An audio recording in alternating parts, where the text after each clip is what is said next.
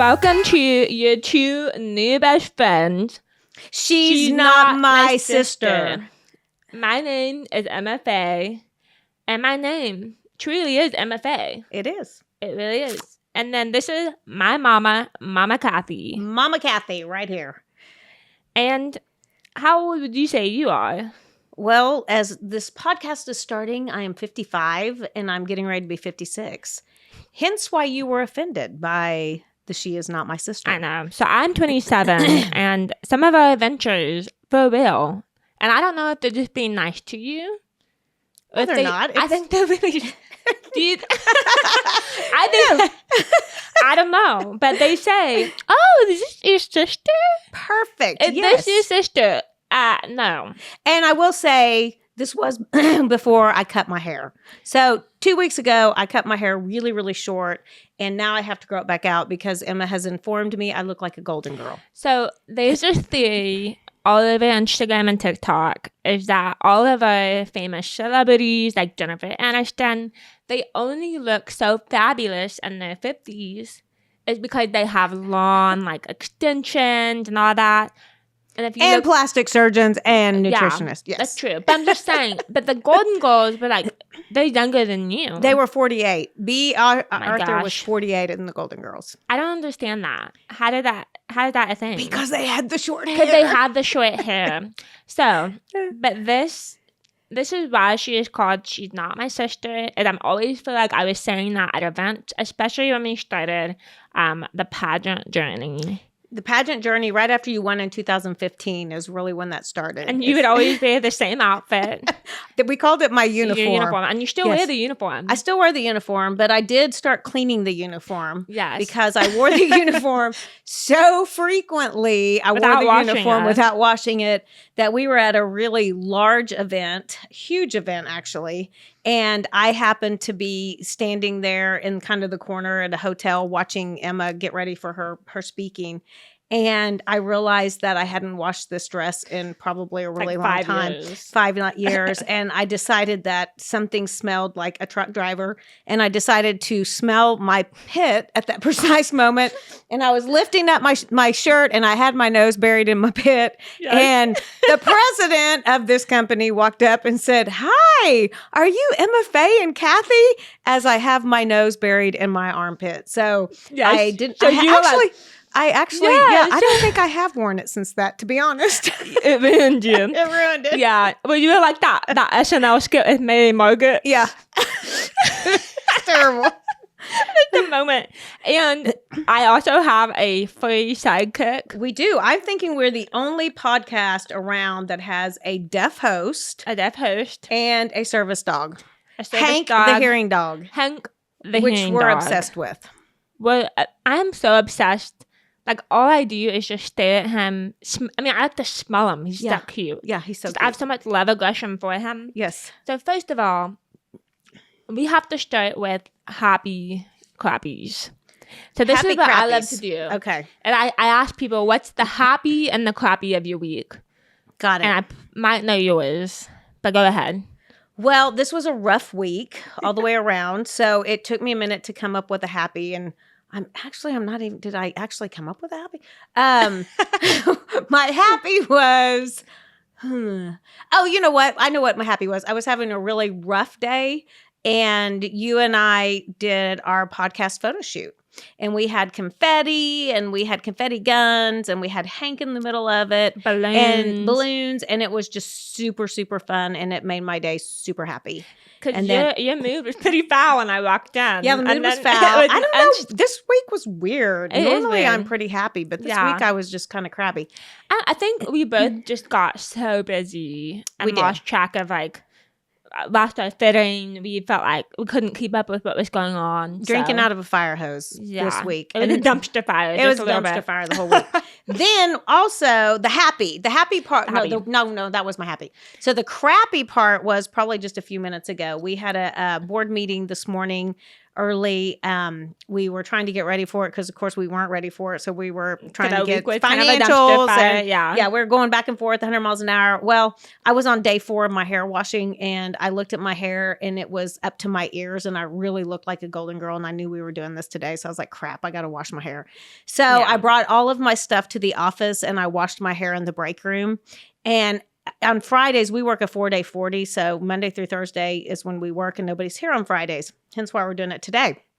And as I'm coming out with my hair sopping wet, I run into my 23-year-old social media person who's happened to forget his laptop. And he comes in, and I've come out of the kitchen and out of the break room. I'm like, hey, I needed to wash my hair. I know this looks crazy. And he goes, nothing looks crazy working here anymore.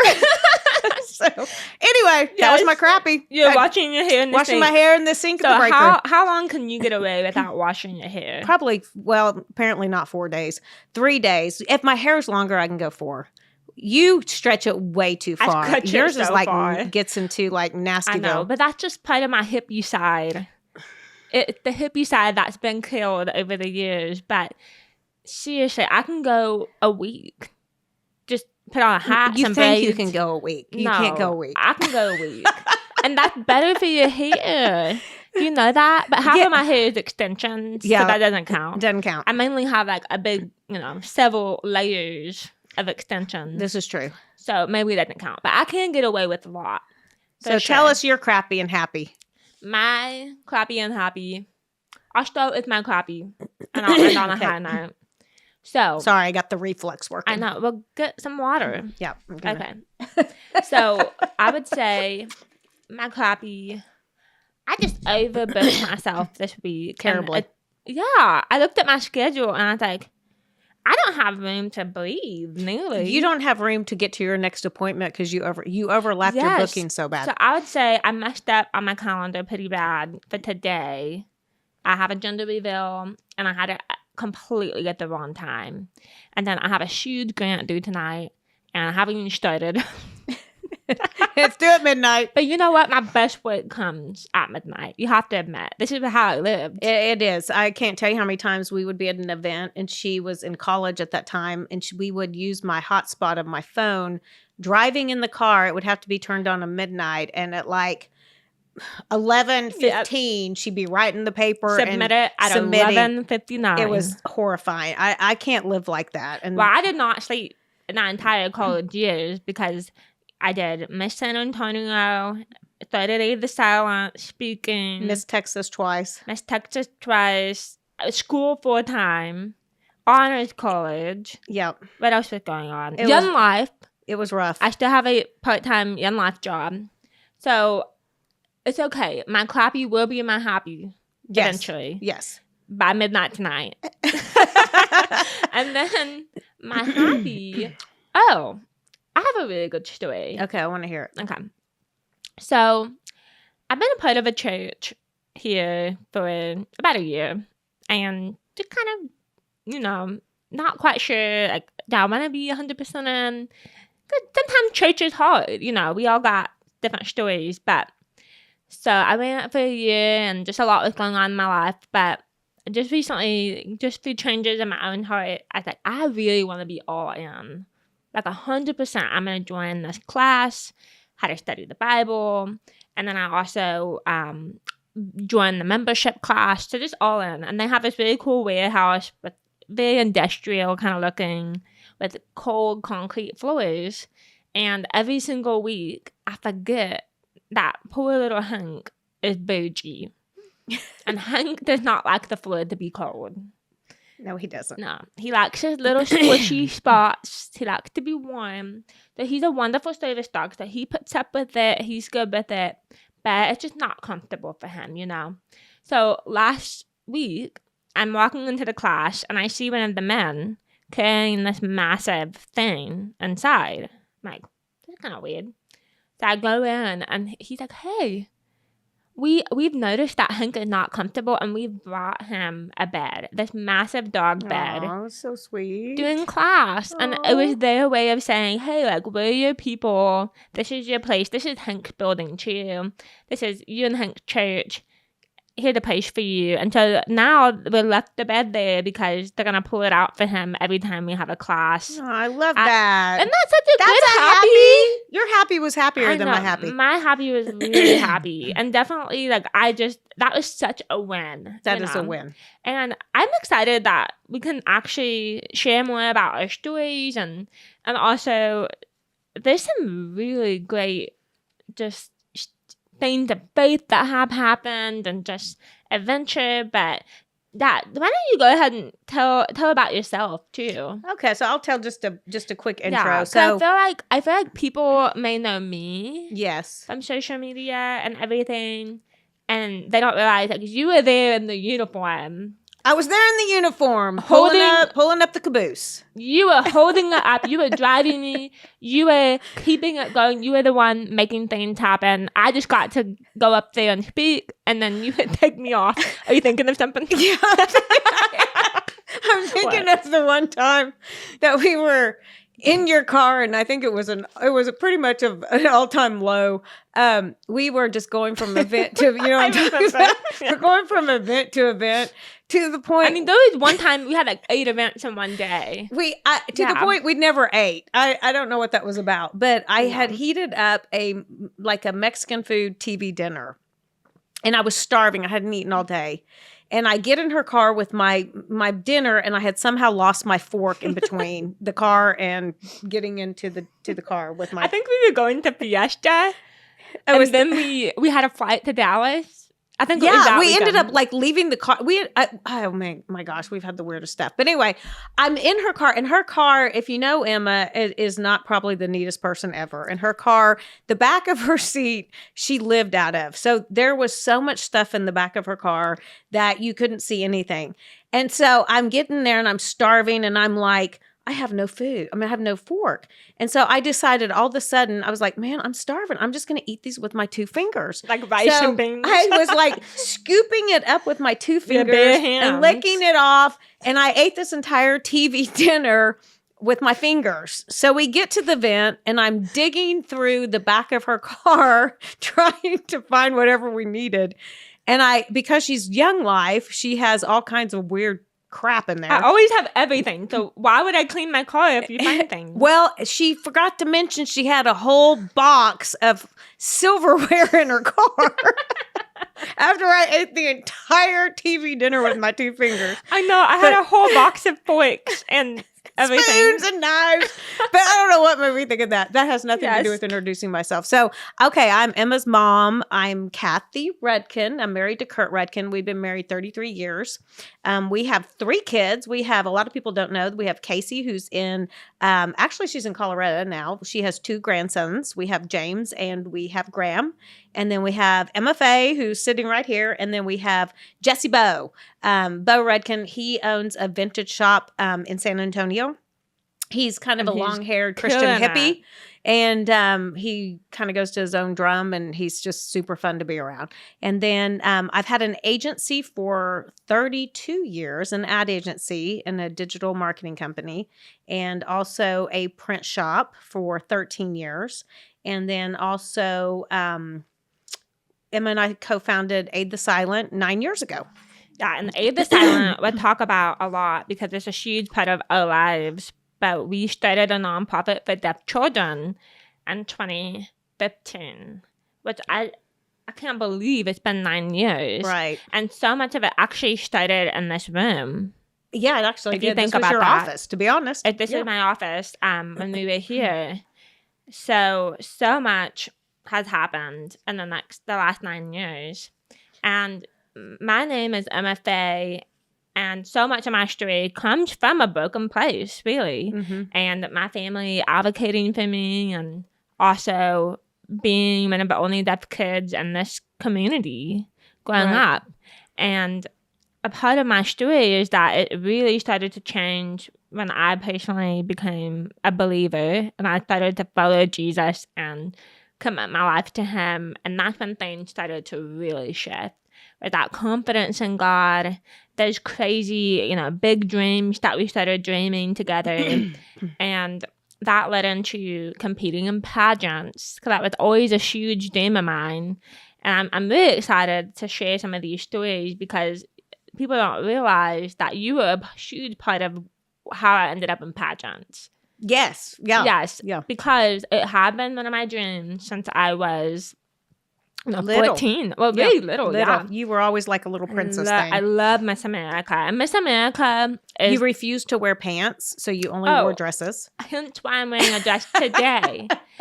Really, I do not like pants to this day because dresses give you freedom. They're so feminine, and in Texas, you need some air moving through your clothes, or you're just so hot in jeans. So, but yeah, I remember always thinking that pageants could be a part of the story, and people don't know this, but you were in pageants. I was in pageants. I was a pageant girl. I love competition. I still love competition. Yeah, that's one thing we have Enneagram the 8.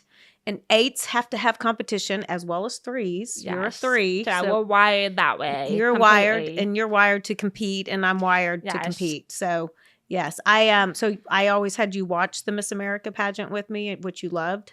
And I still love it. You still love it? Yeah. It's like our Super Bowl. It is. Did you know that it's more likely to have a son in the Super Bowl and the NFL Miss America? Than Miss America? I believe that. Oh, yeah. That tells you the odds. That's pretty high. The odds. But Miss America is a different circuit in the fact that it is more scholarship-based and talent and interview.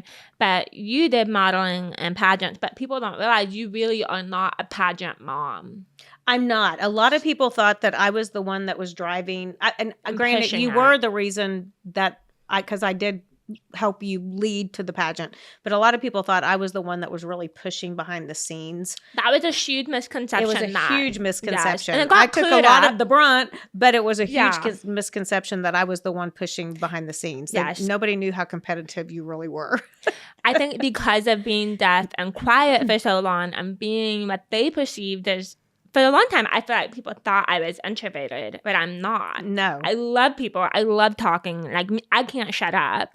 Exactly. Hence why the signing. The signing came later. Exactly, because you wouldn't shut up. Because I love people, and I talk so much, even though it's very imperfect speech, and it's the most expensive thing of your life was my speech. Exactly. A speech therapy cost.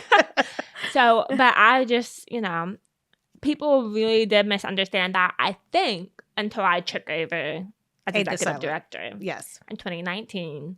And I think when people saw, especially that second time around at Miss Texas, I think they saw the different type of fire in my eyes. Right. And it got real serious. I think people saying maybe that this was a huge drive of me. You were just there supporting a dream. Right. Yeah, because you went for it at first. Remember? Yeah, I do remember that. You were very hesitant. I was hesitant, but then when you said you wanted to go in, and then we started, you were like, I got to learn instruments. And we started really pushing, not pushing, we started helping you to get music lessons. Yes. And we spent 7-8 years with that. Piano. And people don't realize it started with, I started learning classical piano. Mm-hmm. I took music theory. So it all started because it came from the Miss America Heather Whitestone. Yes. 1995. And she was the main role model that I had growing up. Was she was a ballet dancer, she won Miss America, and she was deaf. Yes. And just looking to that, thinking that this could be such a platform. Mm-hmm. And when I was 14 years old, that's when we started learning music. I started going to piano lessons. That led into the tour. And much to your dismay, most of my piano practice was at 11 o'clock at night. Exactly. As soon as we go to bed, the piano would start. Start up in the hall. So maybe we tell the audience about how just finding out you're deaf. Do you want to start there? Do you want to start there? It starts with you. Well, so Emma was, when she was little, her speech, about 3 years old, we started noticing that your speech was not great. You talked a whole heck of a lot, but a lot of it was just really mushy. And, a lot of times moms are the only ones that understand their kids. And probably a lot of that was happening. You were a super sweet kiddo, but we did think that you were pretty defiant as far as obedience. So I know maybe that could be deaf. Maybe that could be the truth. Maybe. But what happened is a couple of things happened. We would, for instance, you were in a ballet recital, and that was about 3 years old. And we went to the ballet recital, and you had all the little girls were perfectly lined up, and they were doing their little routine, and you were off on the side by yourself doing interpretive dancing. And so at that time I was like mortified because I thought you were just being disobedient and not following rules and not following what the little girls were doing and what the teacher had told you to do. And so those were things that we started to see. Okay, so let's kind of talk about elementary school, and why don't you pick up the story there? So my earliest memories of this brand new school, and I almost didn't make it into the school. Yeah, the local you didn't. school here. It was horrifying, actually. And because I was so behind in reading comprehension and math, science, all of the things, and really struggled. There's a quick story to throw in there is when we put you in there in first grade, mm-hmm. and it turned out to be such a blessing. The school, it was a Christian classical school, and they would have you every Friday. You would have to present, and you would have to speak in front of all these people, and you would have to know all of these jingles and all of these songs and stuff. Poems. And the first couple of weeks we were in that school, I came out of.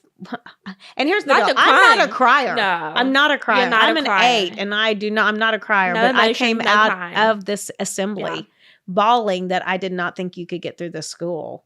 And there was another mom who actually we're still friends with. I'm still friends with, and she's an 8 too. And she was like, she can do this. She's going to do this. Yeah, and it ended up just being such a blessing. It was a huge blessing. Yeah, first grade to high school graduation, I was at this precious school. Yes. Absolutely believed in me when I didn't believe in myself. Yes. The school. So that's kind of what happened. And I'm gonna give them a shout out. It's Geneva School of Bernie. The Geneva School of Bernie. Yes. And they believed in me when I didn't see it in myself. And they always said that. Even when I left the school, they always said, you couldn't see it, but we saw it in you. And it makes you want to cry. It does.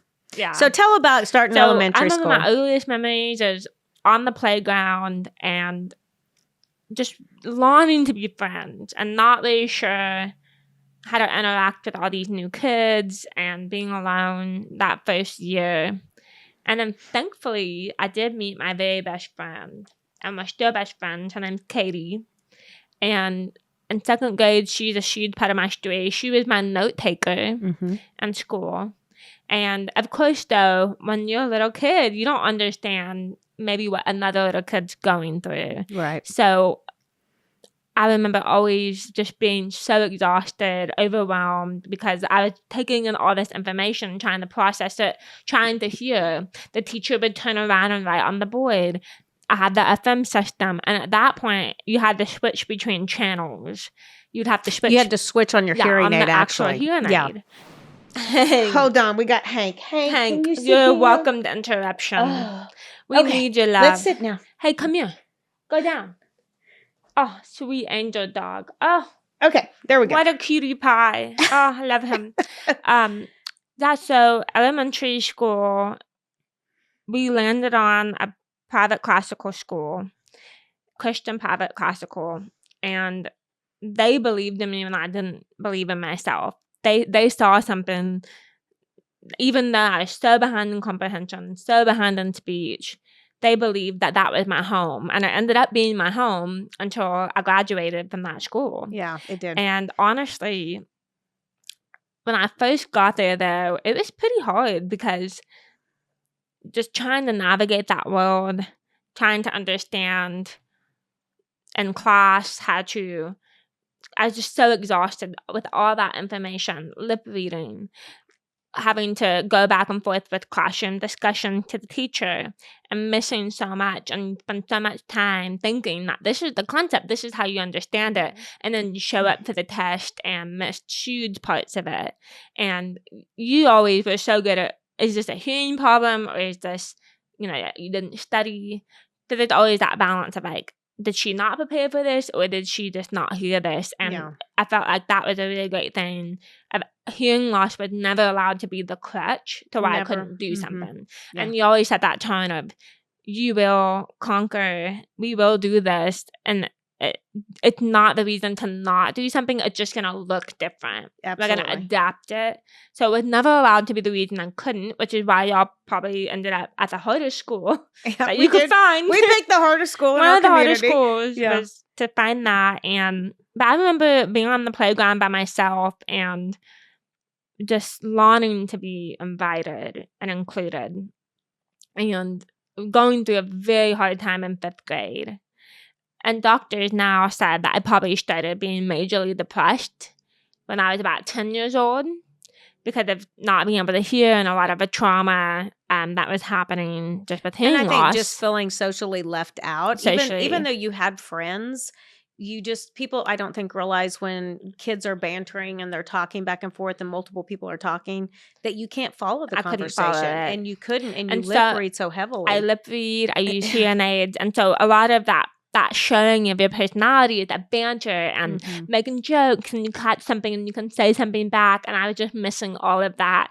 So until I became older, I felt like so many people really didn't know me. They didn't really know my personality and who I was on the inside, because so much of that was kept back.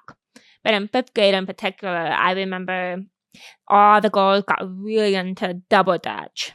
And that's when you had the 2 jump ropes. You probably played it. I don't think kids play it anymore. Yes. But double dutch, and you sing songs, and I could not understand what they were singing. So I was very embarrassed about playing double dutch with them because I couldn't sing the little chants. And for that entire year, they just played that game. And I remember sitting on the swing sets, watching them across the playground, just sitting by myself thinking, like, this is my whole life. Yeah. I always be longing to be included. Am I always missing something? I just long to be invited. And so much of that was that, and if they just came and said, hey, Emma, like, here's the words for the song, we printed them out. It's you, we picked, we want you to play this game. It would have changed my life. But because it didn't happen in 5th grade, middle school was extremely hard, very insecure about my hearing aids, and our classrooms were outside. And between classes, we had to go outside on what was called the boardwalk, and between these portable buildings, and the wind would blow my hair up. And I remember holding down my hair, just, I don't want somebody to see my hearing aids. Right. And even at that point, getting into cheerleading at the school, I was so worried about wearing my hair up in a ponytail because people would ask questions about my hearing aids. And especially the hardest part was being made fun of for my speech. Because I didn't know how to say a lot of words. I would say things incorrectly and then be made fun of for it. And especially, I didn't know how to say these 3 words until I was about 11. Was hamburger, computer, napkin. Most expensive words in the history of words. Right there. Yes. And couldn't say those words, and then I didn't know what a lot of things were. So I didn't know what this part of your leg was called. So I was like 13. This is your thigh, you know? And so just imagine being a young child and you can't say a lot of words, and you're trying to navigate your world, and you're trying to figure out, how do I say this sentence without saying that word that I'm going to be made fun of for? But there was one day in particular. Yep. Bad day. And I had been made fun of twice for my speech. You had gone into, I think you guys were buddies in the lower classes. Oh, some little girls. Yeah. And the kids are just. And now I know. They don't know. They're just ruthless. But I think at that point you didn't. I had never really understood how different my speech was. Right. I think you didn't realize it. That's when it all hit me. And it was all on the same day. It was. So I had these little students making some, like, why I talk funny and all this stuff. They asked you why you talk so funny. Why I talk so funny. Yeah. And then that same day, a friend in my grade said, I almost didn't want to be your friend. Because she thought something was wrong with you. Because she thought something was wrong with me. And my heart is so broken. And you never let me stay home from school. You actually called me and you were hysterical. Yes. And I did come and get you. But you never did. I never let you stay home. Yeah. And you were so distraught and so upset. I was so heartbroken. And you were convinced that nobody could understand you. Yes. And God's so good because what happened right after was pretty amazing. The day I came back. Yeah. I kept you home for 3 days, and keeping you home from Geneva 3 days was horrible because you got so behind. Homework. Yeah, it was not, but you were non-functioning, and I was so devastated because I had never really known that you sounded different. Yeah. And so that, I think I was probably 12, 13. It was 7th grade. Yeah, it was 7th grade. And that week, I was so nervous because it was the whole middle school debate tournament. And at this school, debate was a huge deal. It's cool. It was cool. Very cool to be in debate. Was very cool. Yeah. So we all got ready for this debate tournament. And it was with my best friend, Katie, since 2nd grade. And at this point, I'm like, I just stayed home because I talk funny, and you had to get on stage and actually compete and speak in front of all the grades, in front of my entire school. Yeah, it was. And I had to speak, and I had just stayed home for 3 days because I was so embarrassed about the way I talked, and it always felt like a brick was on my tongue, just so insecure. And then we ended up becoming 2nd place. And here's the entire school. And here's the deal: your dad, I don't think, could judge you. But they bring in a lot of attorneys. Yes. And your dad being an attorney, they brought him in, and he had actually. I lost by one. We lost by 1 point. 1 point. Yes. He's like, it's probably somebody I gave a point to. Yes. But he kept calling me. This went on to like 8 or 9 o'clock, and I was home with all Bo. day. And he kept calling me going, you're not going to believe this. They just made it again. And the cool part about this is you couldn't follow going back and forth of what the argument was. So your best friend, Katie, who's just so amazing still, would write it down. Would write down the deal. I could do the rebuttal. So you could do the rebuttal. So she would write down the point so you could rebut, which is so cool. But that was such a God thing because it was like, and you came home and I go, I don't ever want to hear about your speech being a problem again. Yeah, you did say that. I don't want to talk about it again. You just won that. You almost won this, the entire school. You beat everybody out.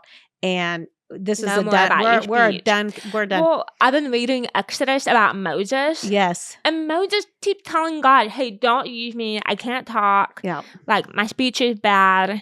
And, oh my gosh, you always forget, like, God wants to use the weakest parts of us because it's all about his glory. And now you speak for a living. And now I literally speak for a living. So that's when a shift started happening in my heart. Well, in 8th grade. Yeah, you still were coming home crying, but you might even tell about, because that was a huge significant deal about we would always say you can have a pity party. So I did cry. I mean, grade school, middle school, I'd come home and you would listen.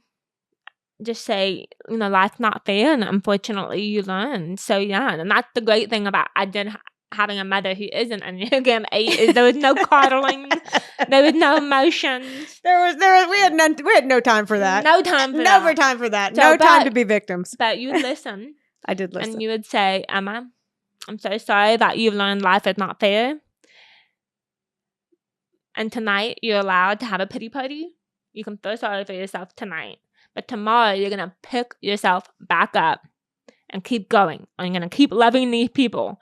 And that has become the motto for my life so much. Mm-hmm. So thank you for saying that. You're welcome. I still say that. And then I say, get back to work. I know. You say, get back to work.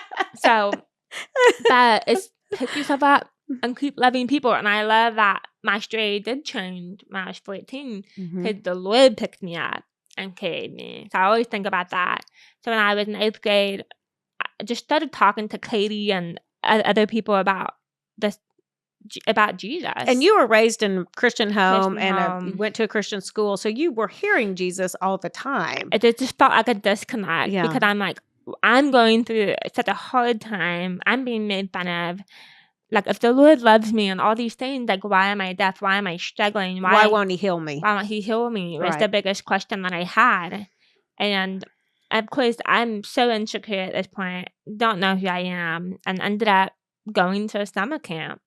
And I was overlooking Lake Travis. It was with TBM. And just remember, it was not anything that the speaker said. It was not anything that happened in Calvin time. It was literally the Holy Spirit on a bench. I was sitting on a bench looking at the lake, and I felt like God was just like, you're fearfully and wonderfully made with great purpose. And now that's on our building for Abe the Silent. Yep. It says fearfully and wonderfully made. And that was the truth that hit my heart. It went from my head to my heart. That I was made for a great purpose. And what if God was going to use hearing loss as a platform to help other people? Right. That the deepest pain in my life was a launch pad for my greatest calling. And so that's the shift of, well, let's do pageants, because the music, this is the part of how could the girl that went from being insecure about speaking become the pageant girl who can speak on stage and, you know, hold my own family. And that was such a shift. Like, even when I first got to college, people thought I was so shy, just so insecure. And part of it was that you knew I had that dream. I've been working towards it. And then you forgot it. Like, I forgot. All of a sudden, you became this long-haired hippie, no-wearing makeup person, and you're like, and I still want to. I am not inside. I don't want to do a pageant. I don't want to do this. And I just spent 8 years on private music lessons. And I remember just thinking, like, UTSA, I'm gonna stay home. I'm gonna do this, and which you made that decision off Bluebonnets, but we'll talk about that another time. I ended up literally changing it as the programs were being punted. Yeah. I think you were punting them. I was printing them. So you were able to change right Belmont to UTSA. Yes. Real quick. Right. And so that I ended up staying, and I remember I was walking around campus, just please, nobody make eye contact. Like, at this point, I knew Jesus. I was walking tell with about him. First, go back. I know we're kind of jumping ahead, but go back to high school, because high school with Morgan Champion was pretty significant. Morgan, yeah. So really following Jesus and becoming confident in God was when I was 16. And last minute, all my friends were going to a Young Life camp. They hopped on this bus, and I think it was a week before I signed up. It was last minute. Yeah. So I ended up going to Crooked Creek Young Life, and this Young Life leader would not leave me alone. I mean, I thought, why is this adult wanting to sit with me and ask me all sorts of questions? She kept sitting with me and asking me life questions. I'm just thinking, who is she? Little did I know, she was still being one of my best friends now. I think she's coming with her husband and her baby to spend the night this weekend. I think they're spending the night with me. And she just instantly saw, like, the world looks at this as weakness, but it's really going to be for his glory and his strength. And she called things out in me that were just a part of, I didn't even know, but she was like, you're going to start Young Life for Deaf Teenagers. At this point, I'm like, I'm not even sure I like it yet. Like, I just got here, and I'm still sassy, you know, sassy teenager trying to figure out, you know, who she is. At this point, I've known Jesus, and she was just like, walk with me, be with me, like, come learn how to do it with me, you know. And she just invited me everywhere with her. And so that's when I really learned about relational ministry with people, relational friendship of, hey, we're going to do this together on mission. And that shifted so much, was learning how to do ministry and through Young Life. And I love camp. So when I finally did get to college, I'm thinking, I'm just going to do Young Life. I'm going to go backpacking. I mean, I had gone on that trip where my hair was dreadlocking because I just hate to shower. I was backpacking. Yes. And so all of a sudden, I'm walking through UTSA, so University of Texas San Antonio, and I get an email that I'm entered into the official preliminary for Miss America. Yeah, it was actually an interest meeting for Miss San Antonio. I know, but the email does not say that. The email says, you are entered into an official Miss America preliminary. You had signed me up and paid for it at that point. No, I had not. I'm telling you. The email said, that's why I freaked out. The email said, you are in the Miss San Antonio pageant. Maybe I did. I don't remember. I don't think you pay for it, though, do you? Do you pay an entry fee? Somebody did. Okay, then that would have been me. I get this email, and it's like, you are into the official preliminary of Miss America. And I'm like, holy smokes. I was still not over my 8 years of music lessons, but go ahead. But I was just like, where did this come from? Like, they have my address, they have my name, they have my birthday. Like, this is crazy. It's God. It's God. So I was like asking around, like, who would have done this? And of course, you're like, I did it. I signed you up. And I'm like, what? I don't want to do this. Why? And you're like, don't forget your dream. You were settling for the second dream, the second thing. But there's a big thing. You were wanting at that point to be a graphic artist. A graphic art, all this thing. But no. So I go to that interest meeting, and you had to have a platform, be associated with a nonprofit. And by the way, I did not go to the interest meeting. You didn't. You sent me. Because I did not check it out. I was like, just go see if you're interested. Because I didn't want you to ever come back and go, you made me do that. Yeah. You did not. Because you just go check it out for yourself. Just check it out for yourself and you see if you're interested. Because I made these decisions. You just said, hey, this was already your dream. This was your dream. I'm just helping You're sidetracked from your dream, but here we go. Yeah, this is your dream. So, and then I went to that meeting and I just totally felt God. Like, I don't ever say that lightly, but I felt like the Holy Spirit was like, you're going to win. And this is your launching pad. I thought, holy smart. Like, I cannot do this. This is horrifying. I must take a shower now. Huh? You must take a shower now. Take a shower. I did makeup lessons. I had to learn to walk in heels. I had to buy dresses, a whole new wardrobe. Like, it was crazy, but because you had to have a platform. And some of the topics that we talk about is really special because it ties into this. Yeah. Is that you had to have a platform. And so many people don't realize that because of what my dad does, it planted that dream of the nonprofit when I was just 16 years old. Yes. So we'll talk about Aid the Silent as well on this because it came from being 16 years old in high school when God was doing so much through Young Life. And also my dad had an ad litem attorney for children who were deaf in the foster care system. So we all sat around that table just talking about what does this kid need? And Aid the Silent grew from that. We bought the domain name aidthesilent.com. When you were 16. I was 16. Mm-hmm. And so when the Miss San Antonio pageant happened and I won, the first Miss San Antonio who was deaf, and then later ended up doing it again to become the first one who won twice since 1920s. I think the first and only one, maybe. You were. Yep. So basically, it came from our family dinner table at 16, and we wrote out, here's what it could do. And you were saying, it's so funny, you were like, this is too many things. Pick a thing. It was. And then we ended up doing it. We ended up doing it. But it was when you were doing the, because I'm so analytical and business minded, it's when you were doing the pageant and I knew what your heart was of all the areas you wanted to. So we came up with the 4 branches. That was in the middle of the night. Yes. It literally was in the middle of the night. I was like, this is how it will work. And I got up and I wrote it down because I was like, okay, we had 4 branches. One of them, though, was initially research, which we ended up changing to awareness. Yes. But the 4 branches were how we were going to be able to do it. It was deaf ministry, deaf education, deaf resources, and deaf research, what became deaf awareness. Right. But that came out because at first you were like, this is too many things. Pick a lane, stay in it. We're going to do the hearing aids or whatever. Yeah. I'm like, no, it's deaf ministry and it's got to partner with Young Life and it's got to have all these components. So that grew from that conversation. Mm-hmm. But here's just some of the topics that we get to cover is one thing is we both started businesses super young. How old were you? I started my advertising agency when I was 24 years old.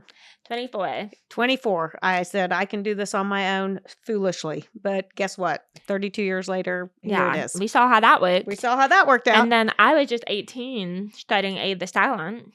So we both started things super young. And that in itself is a podcast. That for sure is a podcast. That's the whole thing. Is that we had so many successes, failures, so many crazy God stories that we have. And we have a little motto because we've seen so many things happen is say yes to God and then figure it out. Figure it out later, baby. And we also, one of my favorite books is The Circle Maker. And well, 2 of our books, and Love Does has lot to do with Aid the Silent. I don't think people realize that was like one of the major reasons I kept putting it on your bedside table. I put it by your makeup mirror, while you brush your teeth, because you would not read Love Does. I wouldn't read it. And I was like, this would change your life. And you would understand why we're going to start Aid the Silent. It was amazing. And a lot of people who read that book's like, oh, nice book. And then other people like drastically change their life, quit their jobs and move off. But it had a huge impact on me was Love Does. And then The Circle Maker by Mark Batterson, which my favorite quote from him is, God honors bold prayer. Oh, wait.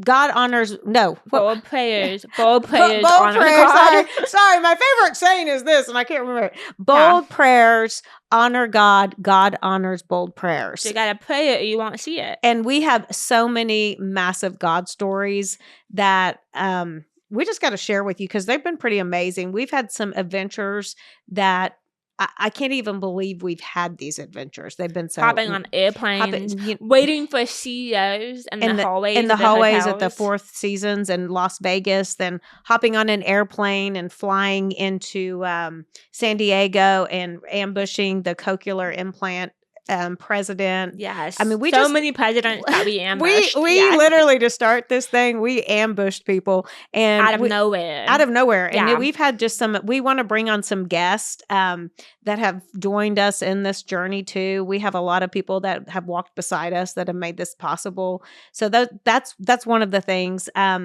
Emma has an uncanny way of meeting famous people. I don't know what that's about. I think because I don't know who they are. I think that's part of it. Is she doesn't know who they are. I don't. So I start talking. I've learned you gotta be friends with everybody. To the point, I just start hugging strangers. Cause I'm like, I may have met you. I don't know, but I'm just gonna hug you and be your friend.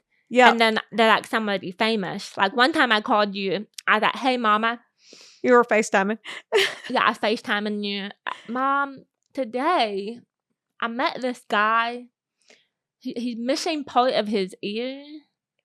And he's like a famous boxer. And I'm like, oh my gosh, it's Holyfield. I was like the 90s boxer people. Yeah. I have a selfie with him because we became friends. And I took a selfie. I thought, this guy has to be famous.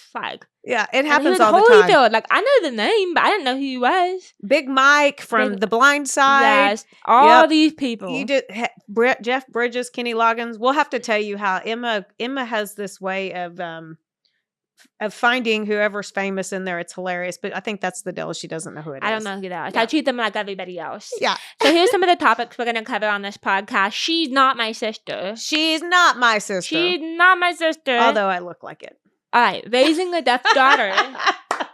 What? Although I look like it. Oh, whatever. You can think it.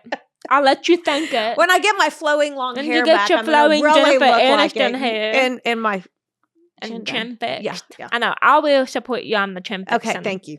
Raising a deaf daughter. Starting a nonprofit agency. Hank the hearing dog. Hank, right down here. How I got Hank is the coolest story. It is. And also Hank has a PBS show with Emma and he has an Emmy. Hank is more famous than any of us. He gets recognized out in public more than Emma. Yeah, people take pictures with Hank more than anybody. And adventures and traveling. We've been to really cool places in the world.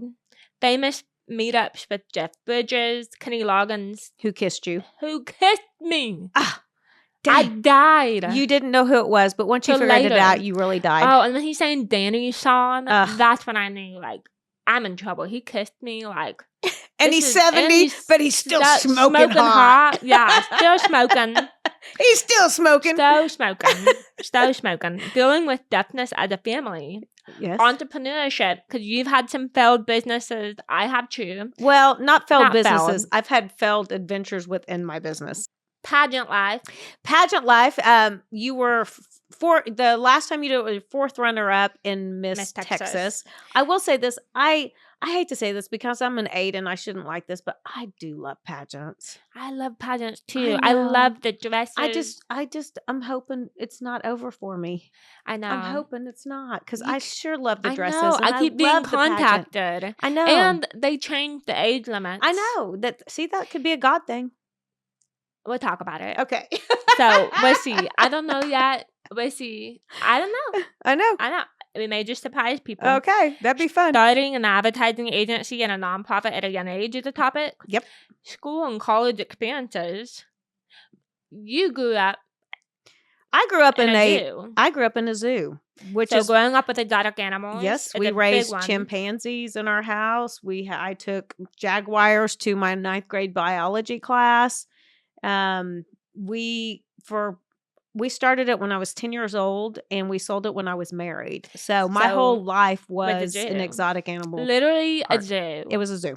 Literally a zoo. Rhinos, hippos, we had it all. We had everything but elephants. Yes. Yeah.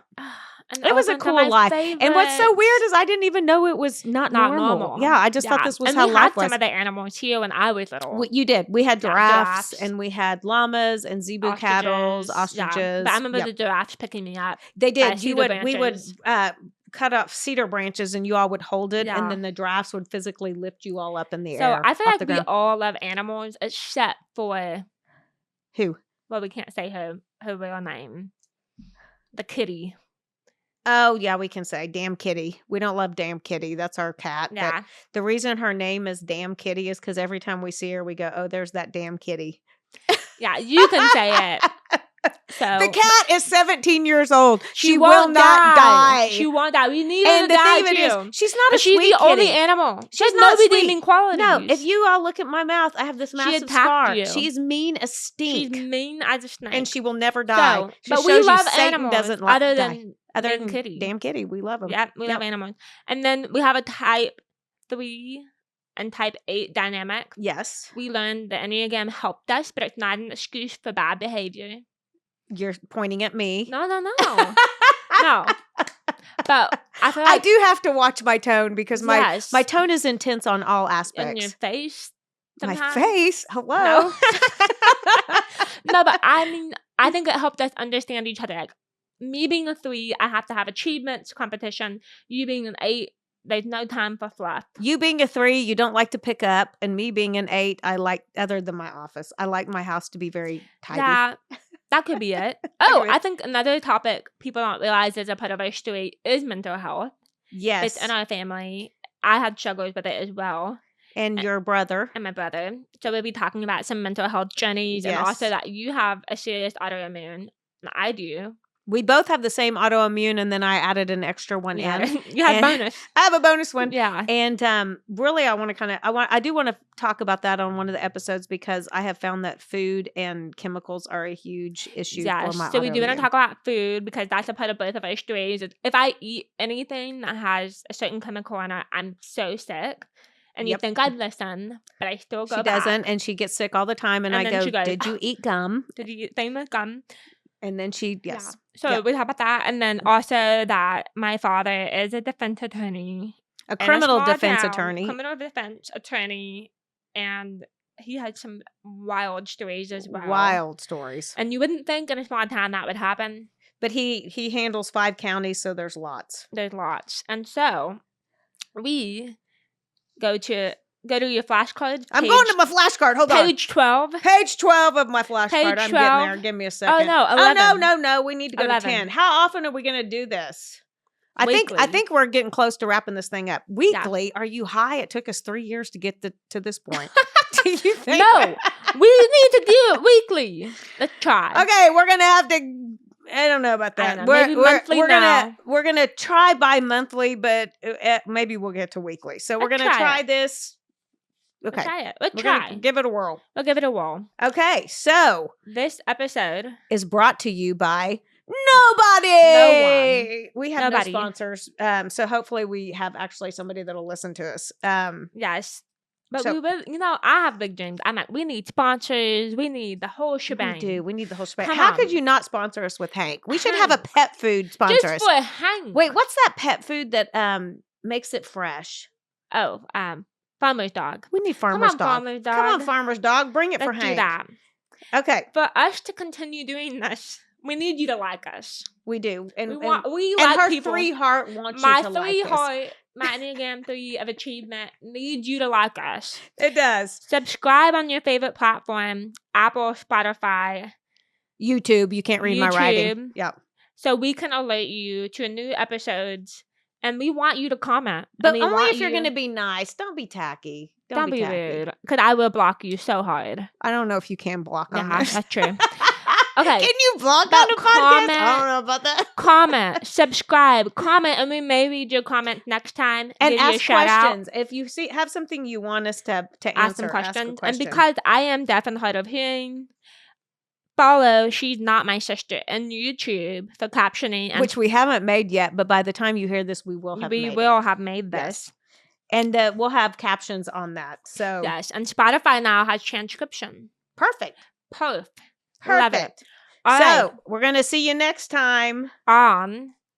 Remember, this gal next to me, she's not my sister. I'm not her sister.